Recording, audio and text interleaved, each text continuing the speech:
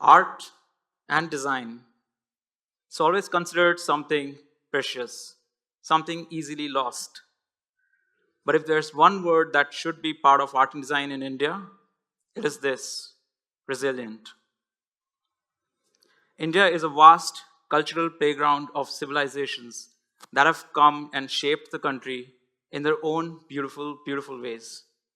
But somewhere along the line, we've lost track of a huge chunk of knowledge and craft to trying to ape the West.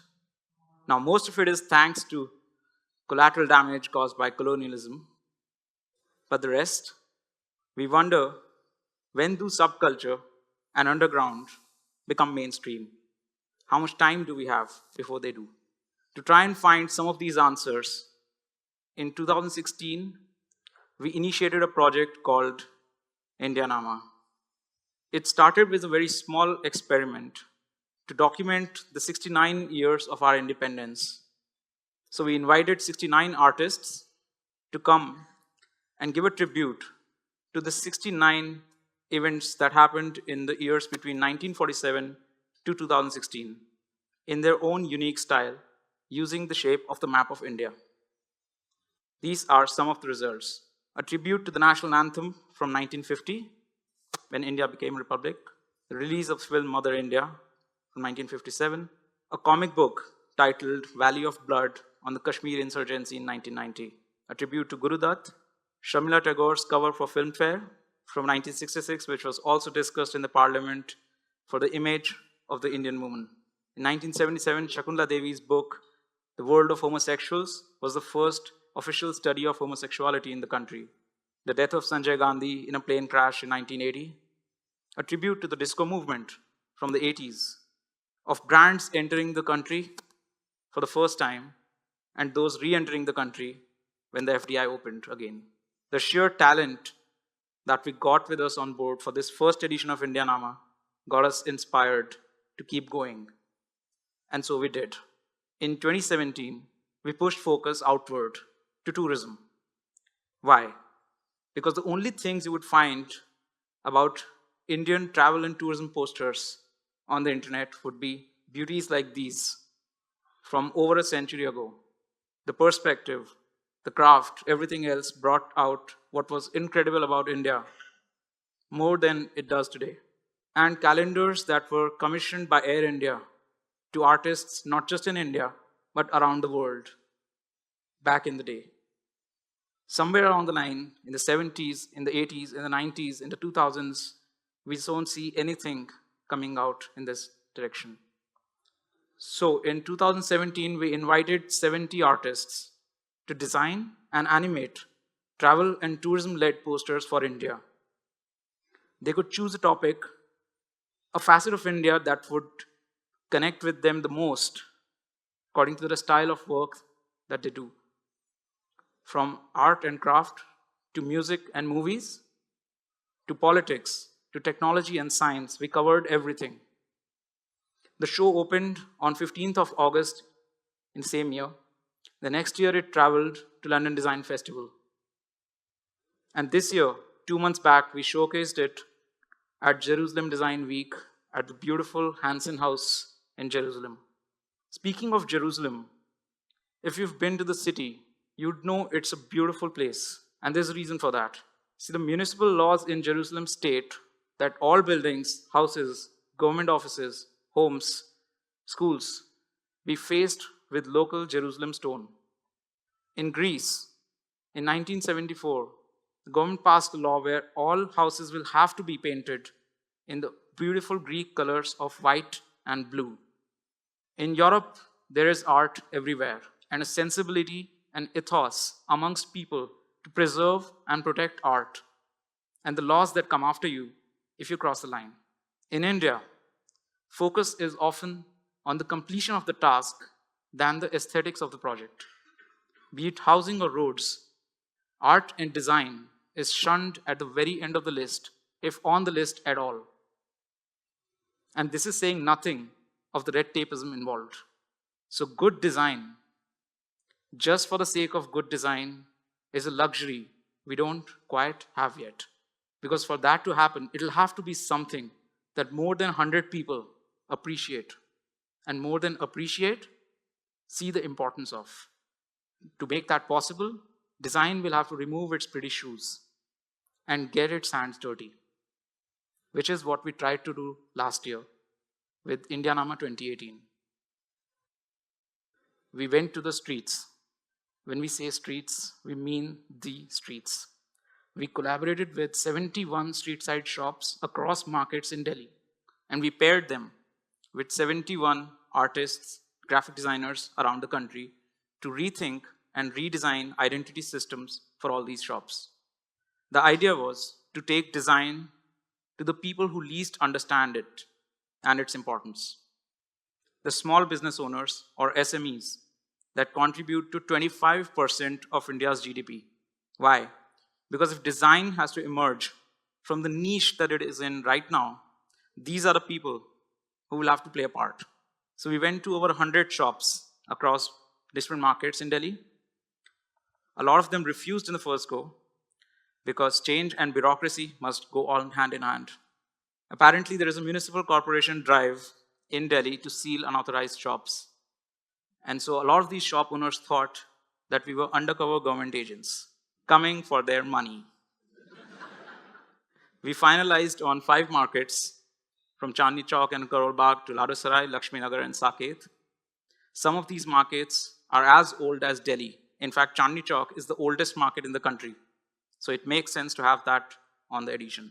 We replicated the workflow that we follow with our clients for their rebranding projects, down to a super simple version of the brief in Hindi with FAQs so they could understand the concept and intent behind the project. We facilitated communication in face or on call between the shop owners and the designers to make sure that they discuss the brief in detail and lay out a scope of work.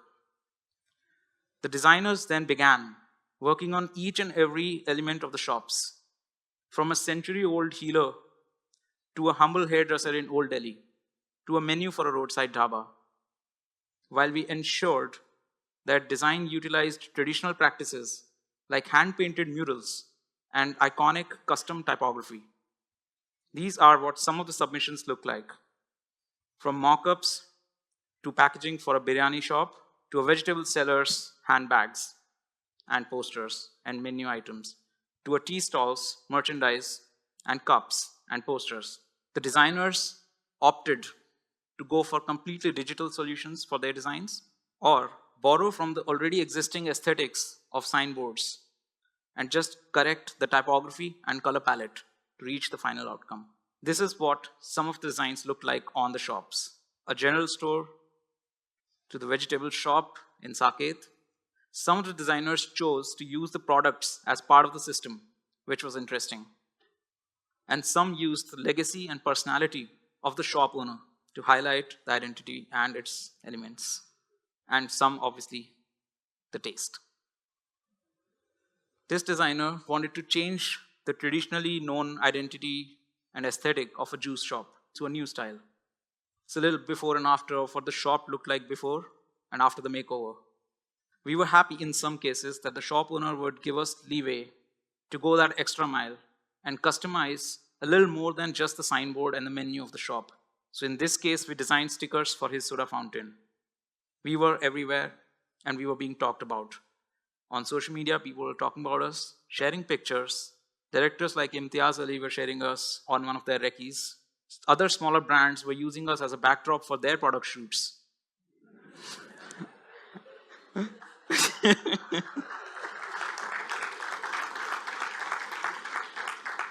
And it was always welcome. But, like I said before, change and bureaucracy must go hand in hand. Just 6 months after the complete makeover of one of the most iconic shops from the entire edition, Pradeep General Store, was stripped off of its identity by the landlord to avoid being penalized for a completely unrelated municipal issue with the authorities. This is what the shop looks like now. And that was me that morning. But on the upside, we had 3 shops come back to us who had refused us in the beginning and they wanted in. They saw the neighboring shops, they saw the results, and they wanted to be a part of the edition. They wanted us to now redesign their shops. And that was a big, big win for us. Why was this important?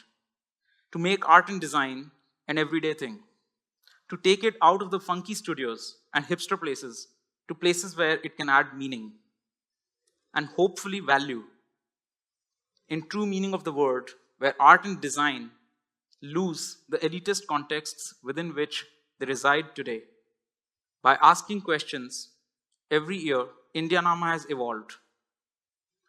From introspecting through design to broadening public imagination. From asking about what is to arrive at what could be. So this year, we're doing exactly that. We're looking at alternate histories, alternate realities and possibilities to see what today would look like if we were to change iconic historical events from the past. Indianama 2019 will be a study in alternate history. What will today's India look like if we change certain historical events from the past that we know of? The British never came to India. Would we be better off? Or suppose they came, they colonized us for over 100 years, but a revolt in 1857 was successful in dragging them out of the country. Would we be better off? Would that help? Our savings-led culture, did it save us from the recession? Of course it did. But would we overtake the dollar? How would that be? And if Sabir Bhatia came back to India, didn't sell Hotmail to Microsoft, and Bangalore became Silicon Valley, would Facebook, Twitter, Instagram, and everything else that we so dearly love be Indian companies? So this year we're looking at all these alternate histories and collaborating with 52 artists around the country to redesign, rethink on these, and we'll compile them into an almanac that will release next year. The project goes live on 1st of November, where we start inviting entries. With each new edition, no matter the edition, we, the creative community, hope to work with people at large to rethink, redesign, and be more resilient. Thank you.